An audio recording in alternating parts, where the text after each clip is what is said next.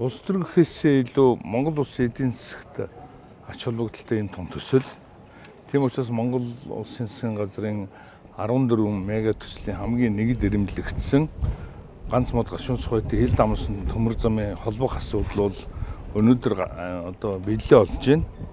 Тэгээ энэ мэдээж одоо олон жилд уншсан. Тэгээд энэ одоо ажлыг эхлүүлэх нээлтийн ажиллагаа боллоо. Тэгээ маргаашнаас барилгын ажил эхэлнэ. Тендерт одоо Хятадын 2 төрийн өмчт компани Оросноос CRCC гэдэг компани шалгарсан. Тэгээ сая тэр компани захиралтай нь миний бие бас ганц мод дээр уулзлаа. Тэгээд ажиллаа бол ингээд цаг алдахгүй эхэлнэ гэдэг ийм асуудлыг ярьж тохирсон. Тэгэхээр бид мэдээж нэг өдөр ч гэсэн үнцэнтэй төмөр замаа одоо ашиглалтанд оруулчвал ямар ч гэсэн Монгол улс маань нүүрсний экспорт нэмэгдэх ийм боломжтой гэж үзэж байгаа. Ялангуяа Монгол тал өөрөө бас нэлээд олон жил хүлээж байгаад хийж байгаа учраас ер нь дунд нь гацах янз бүрийн одоо төвөг бэрхшээлийг арилгах үүднээс хил гайл бүхэл асуудлыг ер нь бол нэлээд одоо бодож хийсэн. Ялангуяа одоо орж ирж ажиллах хүчийг одоо тусгай бүс байгуулж ажлын саадгүй явуулах дээр хэлийн цэрэг хил хамгаалах байгууллагууд дүүргө өгсөн байгаа. Гайл мэдээж одоо явуулын гайл ажиллана.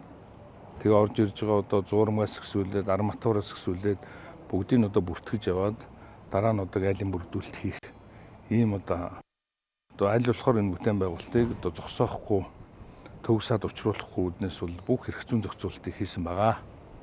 Төмөр замын бүтээн байгуулалт маань анх бид нар 2 жил 6 сар гэж ярьжсэн бол одоо 22 сарын хугацаанд одоо бүтээн байгуулалтаар өөрөөр 2 жил дотор бүтээн байгуулалтаар зорж ажиллаж байгаа. Тэгэхээр нэлээд одоо төвөгшөлтэй нийтдээ зөрсөн одоо нарийн төмөр зам зөрсөн 18.5 км юм урттай төмөр замын бүтээн байгуулалт байгаа. Тэгэхээр та бүхэн 22 сарын дараа ашиглалтанд орж хоёр улсын одоо төмөр замаар галт тэрэгнүүд ачаатайгаар зөрнөө гэж ингэж ойлгож байна. За энэ одоо засгийн газрын хоорондын хэлцээрийг байгуулахад бид бүхэн улсын хурлаас хэлцээр одоо байгуулахад баримтлах үндсэн чигээ батлуулж байгаа. Тэр дагууга энэ хэлцээрийг байгуулсан. За тэгэхээр хэлцээрийг та бүхэн харсан сонссон баг. Хамгийн ихдээ гашуун сухад ганц мод, дараагаар нь шивээ өрнөсөйгээр, дараагаар нь ижигцэн хатарч, түүний дараагаар анги мандлын бомбууд ашиглалтанд оруулахаар ийм ярьсан. Тэгэхээр энэ бүтээн байгуулалтыг хэлсэн өдрөөс хойш ухаалах юм бол өнөөдрөөс хойш бид бүхэн шууд шивээ өрнөсгөө бомбын холбоотой асуудлыг ажилдаа одоо ярих ажилдаа ороод явна. За мэдээж энэ дээр бол маш ойрхон зайд ямар нэгэн энэ гашуун сухад ганц мод шиг төвөгшөлгүй одоо бомбын холболт байгаа. Тэгэхээр ойрын хугацаанд холбоно гэсэн зорилттой ажиллаж байгаа. За энэ бол мэдээж анхны одоо төсөөлөл 976 тэрбум байсан. За хэлцээрийн шатандаа бас манай одоо төмөр замын хил холболтын зам тээврийн яамныхан маань маш сайн ажиллаад энэ одоо мөнгийг бас бууруулж чадсан. Дээрэс нь хугацааг нь бас найшлуулж чадсан амжилттай гэр хэлцээр хийсэн гэж ойлгож байна. 976 одоо тэрбум төгрөгийг 900 орчим тэрбум төгрөг болгож бууруулсан. За тэгэхээр энэ юу гэхээр Монголын талын бүтээн байгуулалтанд төлөх мөнгө буурч байна гэж ингэж ойлгож байна. За энэ өөрөө хоёр талаасаа орж ирж байгаа төмөр замаар тээвэрлэх ачаа жилдээ 30 сая тонн нэмэгдэхээр төлөвлөж байгаа. За тэгэхээр мэдээж экспортод гарах энэ төмөр замын одоо бараа эргэлт бол шууд нэмэгдэнэ. За Монгол улсад бол бид нар энэ төмөр замаар одоо борлуулалт хийснээр 1.5 тэрбум одоо долларын борлуулалтыг нэмж хийнэ гэсэн ийм төлөвлөгөөтэй байгаа. За мэдээж энэ замаар Монголын талаас ч тэр Хятадын талаас ч тэр ганц нүүрс одоо явахгүй уул уурхайн бусад бүтээгдэхүүн бензин шатхуун ард иргэдийн хэрэглээний бүтээгдэхүүн хүртлийн төмөр замаар тээвэрлэгдэнэ гэдгийг бас яг өнөөдөр бид нар бас ганц мод бомб руу орж ажиллах ийм төлөвлөгөөтэй байгаа. Одоогоос нэг сар орчмын өмнө 4.6 сая тонн нүүрсний овоолго байсан. Өнөөдрийн байдлаар 3.3 сая тонн нүүрс байгаа. Өөрөөр хэлбэл 1.3 сая тонноор багассан байна. За тэгээ яг энэ өдрүүдэд бас дэлхийн тарифын хязгаарлалт тухайлбал юм бол Америкийн нэгдсэн улс Хятад улсын хоорондын тарифын хязгаар дээр бас тодорхой эерэг үр дүнгууд гарч байгаатай холбогдуулж нүүрсний борлуулалт биржийн үн мөн одоо экспортын төр харьцангуй тогтворчих чиг хандлагатай байна. Нүүрсний үнийн одоо онцгой яг энэ үед ийм одоо төлөвлөсөн хийх нь манай тэр алдагдaltaй юу? Бид бүхэн мэдж байгаа өмнө нь одоо Chalco, Norinco, Jayo гэдэг одоо урт хугацаатай гэрээтэй компаниуд бас тодорхой гэрээгээр урт хугацааны гэрээгээр нүүрс авч байгаа. Тэгэхээр энэ компаниудын өнөөдрийн авж байгаа нүүрсний үн биржийн үнэтэй адилхан байгаа гэж ойлгож болно. Яг тэгэхээр энэ хүмүүс бас буруу ойлголт байдаг. Энэ үн хатуу тогтоосон маш бага үн гэж ингэж ойлгодог. Тэгэхээр энэ үн өөрөө тээвэртэй тээвэргүйгээр ялгаатай байдаг. Тэрэн дээр манайхан одоо үн бага байна гэдгийг буруу ойлголттой байдаг. Тэгэхээр өнөөдрийн хувьд бол энэ үн адилхан байгаа гэдэг.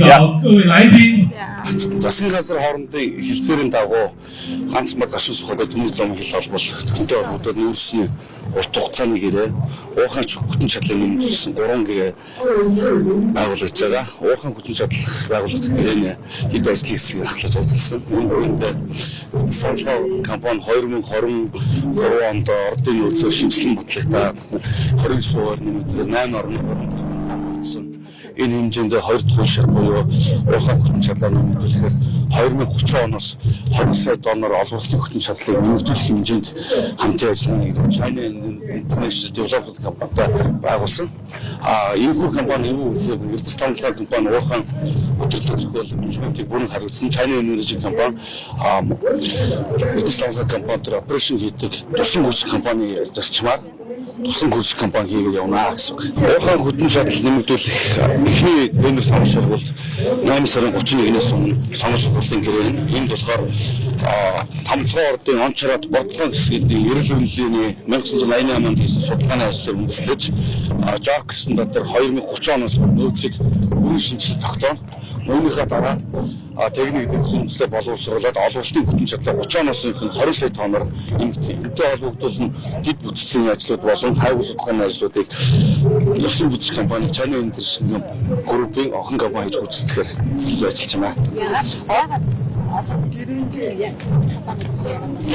За засгийн газрын хоорондын хамтын ажиллагааны гэрээн дээр нөгөө 3-ыг зохицоор гэдгээр орж ирсэн. Энийхээ дагуу олон улсын гэрээ байгуулагдсан. Энийх нь хүрээнд бид нэр энэ цар хүрээндээ бид нар хамтран ажиллах гэрээг операшн маягаар ингээд хэлцээрээ явж байгаа. 1988 оны эрүүл мэндийн шатанд байгаа 2 талбай.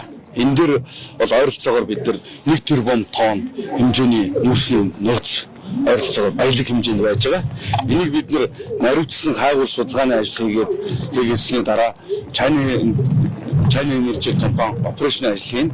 Анины нэг 220 сая тонныг олборлолтын ажлыг бид нэр хийгээд 220 саяг энэ урт хугацааны гэрээнд бид нар борлуулалт хийх. Үлдсэн хэсэгтэр нь Эрдэнэс тамлын компани олборлолтоо хийгээд цааш нь өргөжлүүлээд явна гэсэн үг. За энэ эрүүл мэндийн шатан дээр байгаа болохоор бид нэр энийг бол одоо ямар ч сан коксч болон эрчим хүчний нөөцөд байгаа. Гэхдээ наривчсан хайгуул судалгааны үндсэн дээр энэ бол ямар нөөц хэдий хэмжээтэй веб баттай гэдгээр тодорхойлож гарч ирэх. Нүүр судалтаа авах гэрээ маань төлбөр нь доллараар орж ирээд ингээд тусдаа China Energy нэг охин компанитар ингээд хийгдэж явж байгаа. За олонлтын гэрээ нь бол бас хамтарсан Монголд аж ахуйн гэж байгуулад явна. Энэ дээр бид нэг төлбөрийг бол төгрөгөөр одоо манай цанхийн баруун зүүн гэдэг гурхамтай олборлолт хийдэг компанитай ижил зарчмыг баримтлана гэдэг анханасаа хэлцээрд явсан. Энэ зарчмаараа л явж байгаа гэсэн. Энэ урт хугацааны гэрээнд бас нэг давуу тал нь гэж бодоход бидний ордын нөөцийн 30-40% нь эрчим хүчний нөөц байгаа. Эрчим хүчний нөөц коксчгийн нөөцөөр 2 өөр зах зээлийн асуудал. Нэг нь энерги үйлдвэрлэх, нэг нь хам бүтээгдэхүүн үйлдвэрлэх гэдэг. Голдуу бид нэр давуу тал нь Эрдэнэс тамлын энэ эрчим хүчний нөөцөд өлхөө борлож эрчим хүчний нөөцөн дээр зорилтод хэрэглэгч үсгий гэдэг 2022 оны онцгой дэглэм тогтоосон онцгой анхаарч гисэн. Энэ чиглэлийнхээ өрөөнд ч гэсэн бидний эрчим хүчний нөөцийг борлуулалтыг маш ихээр нэмхийг бол компани зүгээс бодлого дэмжиж явж байгаа.